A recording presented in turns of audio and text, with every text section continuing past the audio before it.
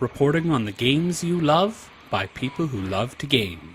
The MMO Reporter Network.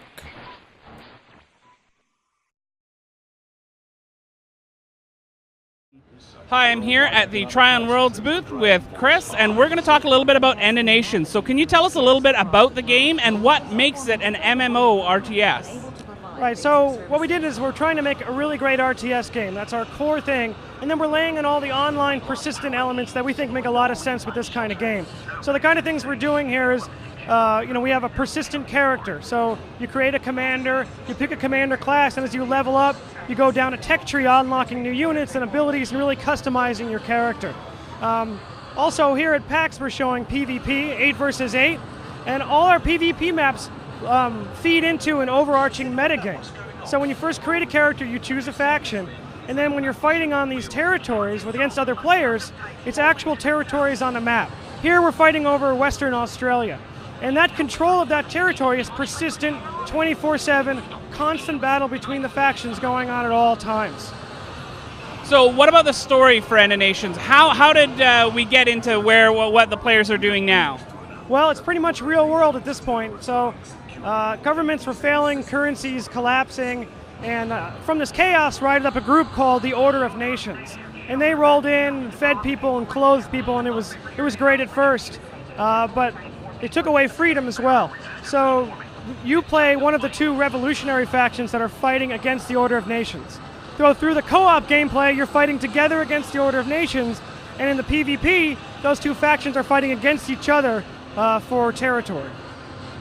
So how are players going to be able to build communities? Players who play MMOs are used to having things like guilds, stuff like that.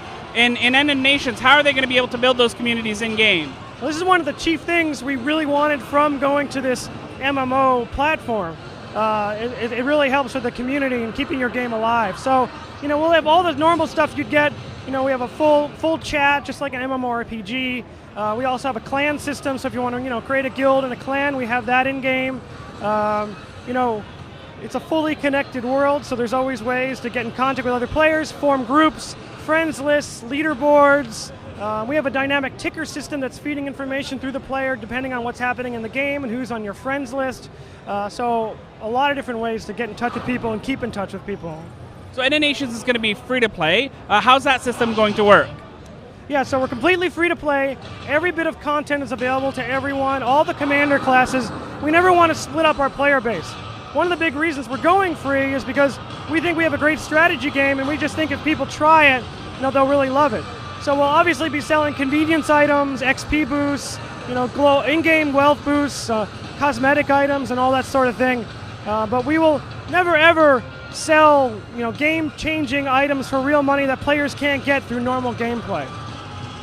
So can you show us a little bit about the game and give us a little bit of a run-through about some of the different aspects? Sure, yeah. Here we are. We're joining everyone else here in this 8 versus 8 PvP game. So before you go into the map, you form a little squad based on your unit collection.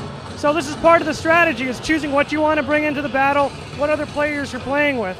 I have a lot of tanks here, but we have air units and artillery and a lot of other things. So every unit also has a unique ability. So another layer of learning the units and becoming a skilled player. Throughout the map, there are control points. And taking these control points will give your side tactical resources for the map. They're up here on the top right. And you use those for bringing back units that are dead, and also using your commander abilities and tactical structures that you've gotten through your tech tree. So we're not a traditional base building game. We do still have structures that you can use. For instance, here's a machine gun turret. I can place it anywhere in the map, I can choose its facing, and it just comes dropping right in to the map. So if I want to be more of a defensive player, I still can set up perimeters and have a defensive area. So this is a base versus base match. So the idea here is to get to the other side and destroy the other player's base.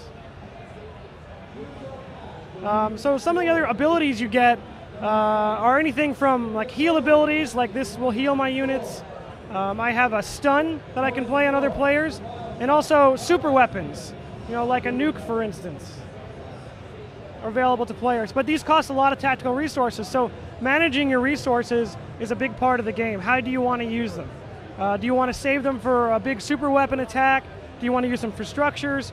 Or maybe you're not real confident in your abilities and you want to make sure that you have enough to bring back your units if they are killed in battle.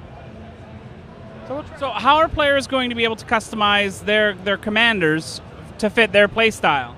So first of all is choosing your commander class. You know, they're better or worse at certain things.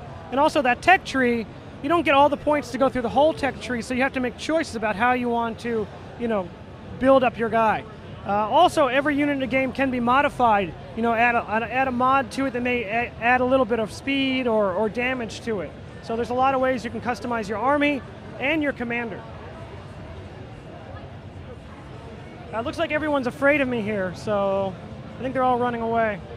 I think they saw you drop that nuke and they just don't know what you're going to do. Yeah, but I dropped it on myself, so I don't think they should be too scared of that. Maybe that just scared them more. Here we go. So here I'll drop a defensive structure here. This protects my units when I'm nearby. That'll help me in this battle here. So another part about learning, like this tank here with the US flag skin, his unit ability is an explosive round. It's a huge high damage attack. But a good player would know that attack, and when they sees them use it, he'll know that it's going to be another, there he just shot it, another 30 or 60 seconds before he'll be able to use that again. So I know now's the time to attack this guy because he just used up his big attack. I'll do a missile barrage.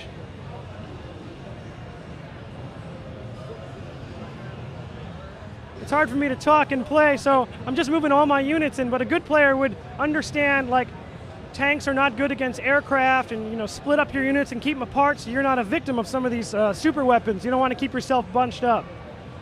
And here we are taking this control point, this resource point that'll give us more resources.